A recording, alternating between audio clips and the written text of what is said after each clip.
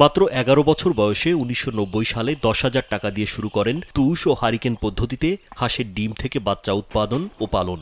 শুরুতে ২,০০০ ডিম থেকে ৫০০ বাচ্চা ফোটাতে সক্ষম হন তিনি। এরপর স্বপ্ন পূরণের লক্ষ্য আরও দৃঢ় হতে থাকে তার। তবে শুরুর দিকে লাভের মুখ না দেখায় পরিবারের সদস্যরা তাকে এই কাজ ছেড়ে দিতে বলেন, কিন্তু তাতে দমে যাননি খামারি। পরে ২০০০ সাল থেকে সফলতা আসতে শুরু করে তার। বর্তমানে প্রতি মাসে হাঁসের বাচ্চা উৎপাদন করেন ১.৫ লাখের উপরে। দেশে প্রথম এই পদ্ধতিতে হাঁসের বাচ্চা উৎপাদন করে সফল হন তিনি। বর্তমানে সারা দেশে হাঁসের বাচ্চা বিক্রি করছেন এই উদ্যোক্তা। ইনকিউবেটর হচ্ছে যান্ত্রিক পদ্ধতি, সবসময় বিদ্যুতের প্রয়োজন এবং লক্ষ লক্ষ টাকার দরকার। তা আমাদের দেশে যারা টাকা পয়সা নাই তারা দেখা যাচ্ছে এত দামি মেশিন কেনাও সম্ভব না, বাচ্চা ফোটানো সম্ভব না। তো আমার মাথায় নিলাম যে কিভাবে অল্প টাকায় যন্ত্রপাতি তৈরি করা যায় এবং অল্প টাকায় বাচ্চা ফোটানো যায়, সেই হিসাবে পুষ এবং হারিকেন পদ্ধতি বাছাই করে নিলাম। এমনই একটা পদ্ধতি আবিষ্কার করলাম, যে পদ্ধতিটা বাংলাদেশে সর্বপ্রথম আমি আবিষ্কার করলাম।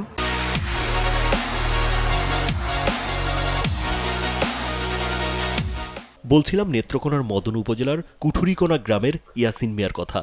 তুষ পদ্ধতিতে হাঁসের বাচ্চা উৎপাদন ও পালন করে বানিয়েছেন পাকা বাড়ি, কিনেছেন জমি, হয়েছেন কোটিপতি। একসময় দরিদ্রতার কারণে ৩ বেলা খাবার খেতে পারতেন না তিনি। মেধা, বুদ্ধি, ধৈর্য আর অভিজ্ঞতাকে কাজে লাগিয়ে ইয়াসিন মিয়া এখন সফল উদ্যোক্তা। কর্মসংস্থান বাড়াইতে হবে এবং আমি নিজেই শুধু সফলতার মুখ দেখলে হবে না, আরও সফলতার মুখ দেখাইতে হবে। সেই ধরনের মাথার মধ্যে চিন্তা চেতনা নিয়েই আমাদের মদন উপজেলায় প্রায় আমি ১২ থেকে ১৪০০ লোকের প্রশিক্ষণ দিছি। এখানেই শুধু আমি থামি নাই, ভারতের মেঘালয়েও আমি ৫০০ জনকে প্রশিক্ষণ দিয়ে হাঁসের খামার করাইছি। শুধুমাত্র অভিজ্ঞতাকে কাজে লাগিয়ে এই পদ্ধতিতে হাঁসের বাচ্চা উৎপাদনে নিজের ভাগ্য বদলানোর পাশাপাশি বদলেছেন পুরো গ্রামের ভাগ্য। বর্তমানে হাঁসের বাচ্চা উৎপাদন ও পালন করে গ্রামের বেকারত্ব কেটেছে শতভাগ। প্রতি মাসে কোটি টাকা আয় করছেন গ্রামের অধিকাংশ মানুষ। আমি বর্তমানে এই হাঁসের বাচ্চা ফুটাইয়া এবং আমি খামার করিয়া আমি ব্যাপকভাবে আমি চলার মতন আমার গতি হয়েছে আর চলতে পারছি।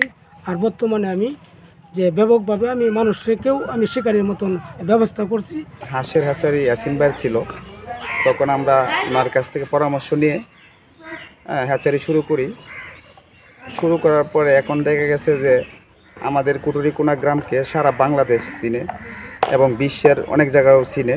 এখন ইয়াসিন ভাইয়ের কাছ থেকে শিক্ষা আমি অনেক কিছু এখান থেকে শিকার পর থেকে আমি কামার টামার করছি। ইয়াসিন ভাইয়ের কাছ থেকে নিয়ে হাঁসের বাচ্চা নিয়ে কামার কইরা এখন আমি মোটামুটি আপনার লাভবান। জেলা প্রাণী সম্পদ কর্মকর্তা ডাক্তার মোহাম্মদ শহীদুল্লাহ জানান, ওই গ্রামের ছোট বড় সব বয়সের মানুষ তুষ ও হারিকেন পদ্ধতিতে বাচ্চা ফোটাতে পারেন।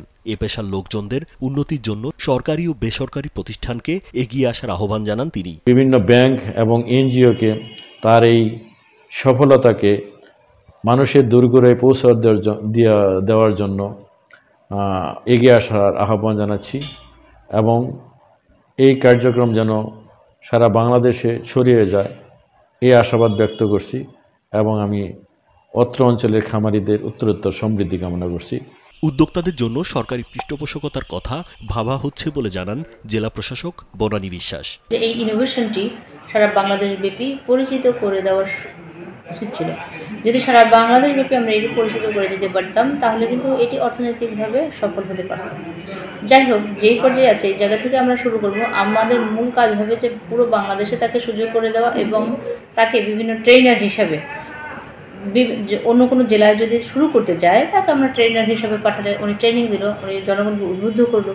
জনগণকে উদ্বুদ্ধ করলে আমাদের এই সহজ পদ্ধতিতে আমাদের হাঁসের প্রোডাকশন বাড়বে, যেটা আমাদের জাতীয় অর্থনীতিতে প্রভাব বিস্তার করবে। দেশ ও দেশের বাইরে বেকারদের স্বাবলম্বী করে গড়ে তুলতে দিচ্ছেন প্রশিক্ষণ। হারিকেন ও তুষ পদ্ধতিতে হাঁসের বাচ্চা উৎপাদনে সফলতার জন্য তিনি পেয়েছেন অসংখ্য পুরস্কার। রাজীব বিশ্বাস, কালবেলা।